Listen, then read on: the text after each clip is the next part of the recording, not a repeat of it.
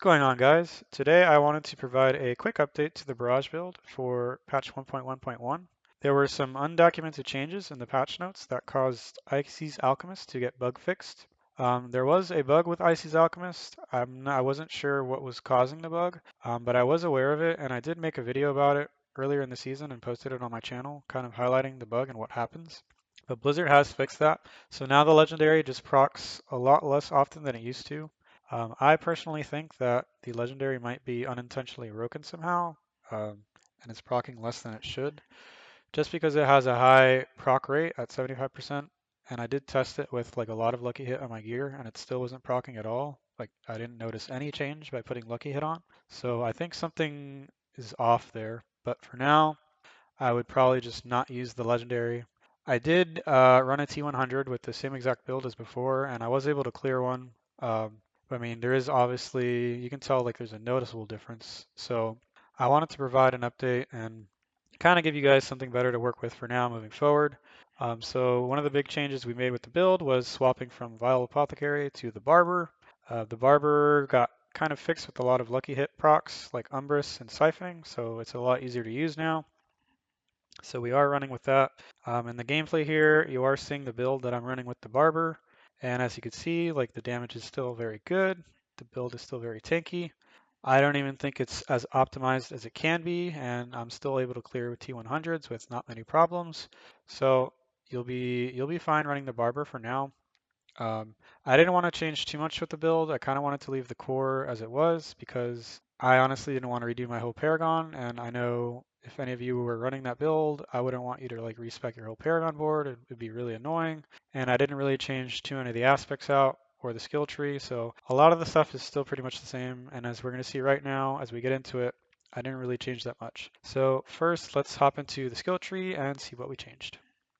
All right, so looking at the skill tree changes, the first thing you're going to notice is that I'm not running Blade Shift anymore. I swapped to Puncture, and that is because I swapped off of Momentum in favor of Precision. So I swapped off of Momentum because I just found it a lot harder to stack now since stuff wasn't frozen all the time. You see here in the text that you need to hit either a stunned, dazed, or frozen enemy or hit anything from behind. So the build does not really have access to stun, so we can't use that. We didn't have a daze before. As you're going to see in a second, I did swap to Manglers, but Blade Shift was not really that consistent in proccing Manglers to be able to stack momentum.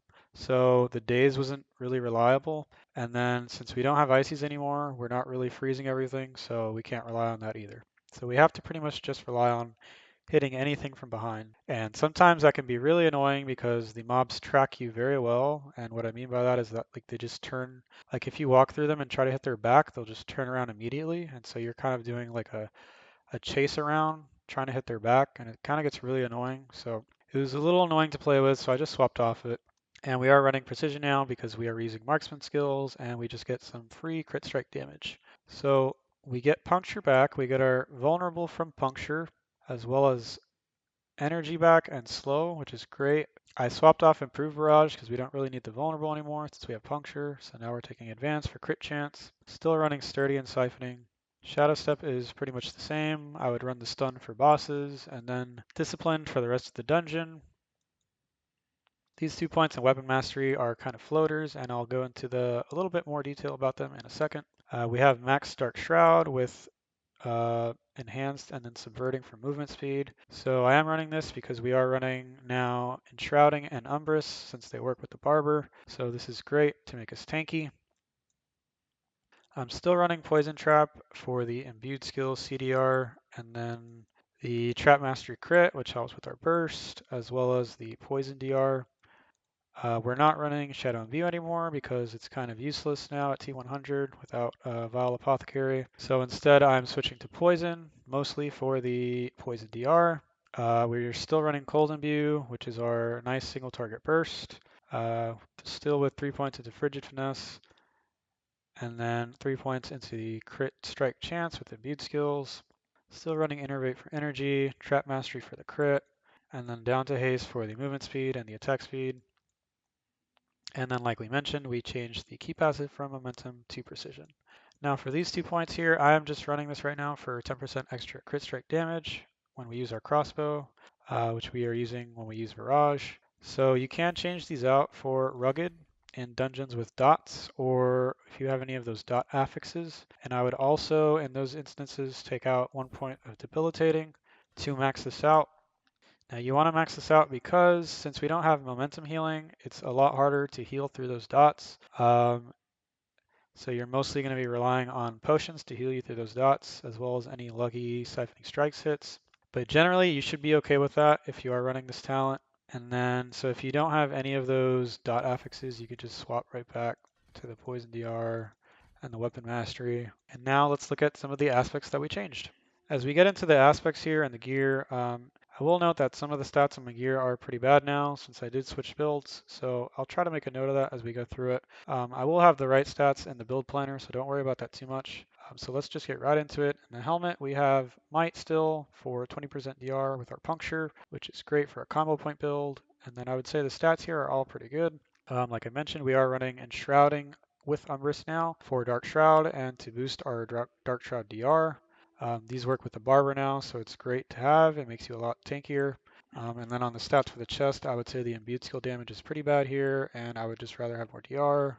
And then I think all the other stats are pretty good. On the gloves, we are running Manglers for days.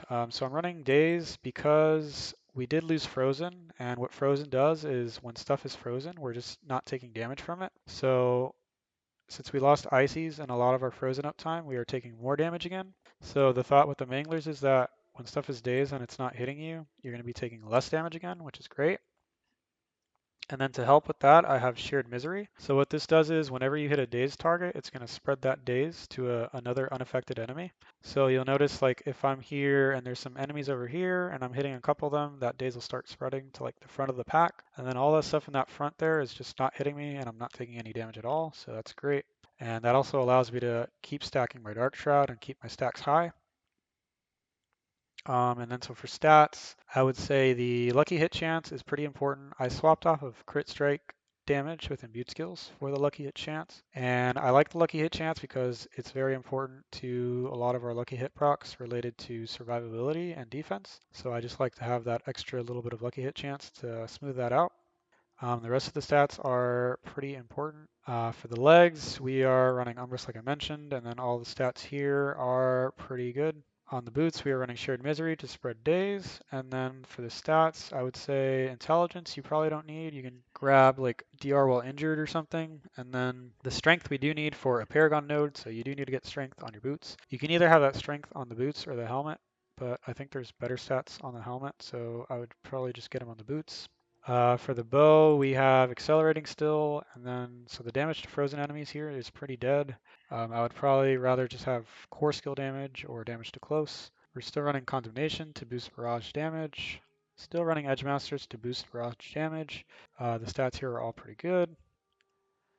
For the ring, the stats, I would say you probably should drop the crit strike damage with imbued here for max life, and then for the aspect, I'm currently running rapid. I would say this slot is pretty flexible. I did test quite a bit of options for this last slot here, and I landed on rapid because it helps you get your damage into the barber windows a lot faster, so you can just get more damage into your windows, which is going to cause that explosion to be a lot bigger.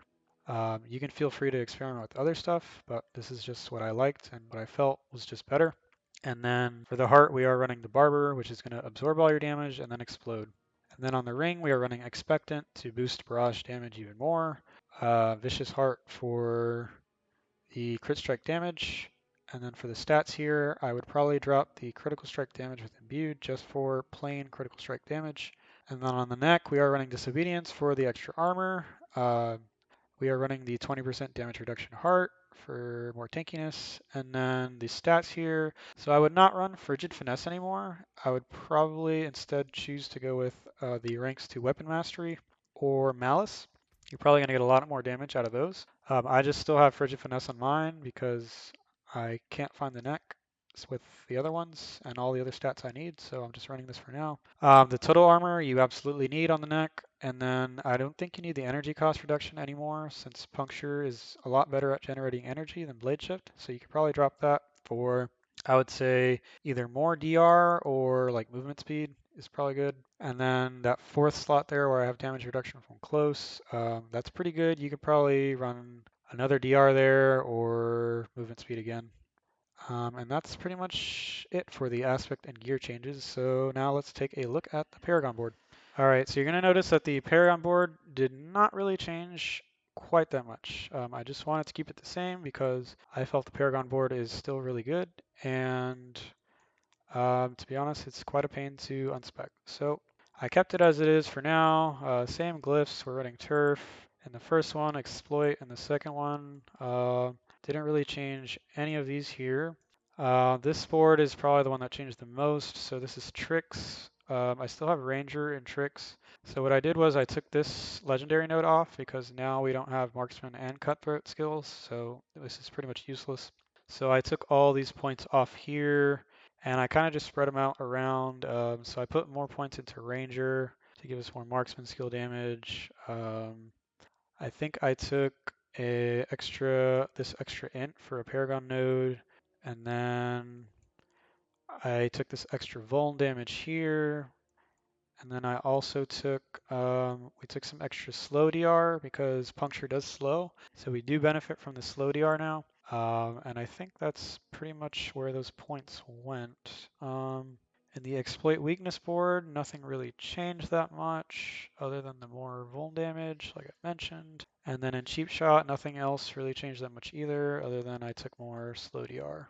And we are still running control there and combat here. But yeah, overall, the Paragon board did not really change that much. I still think it's a very good board for T100s, so I left it as it is. And that's pretty much all of the quick highlights I wanted to make as far as changes to the build go. Um, I am going to be doing a little bit more dungeons with the build, maybe to see if I can optimize it a little bit more and get some good gameplay to go over for you guys and commentate. Um, since the build did change, the playstyle did change a little bit, so I want to do at least like one commentary of a dungeon where I explain what I'm doing so you can kind of see how the build plays now. So be on the lookout for that.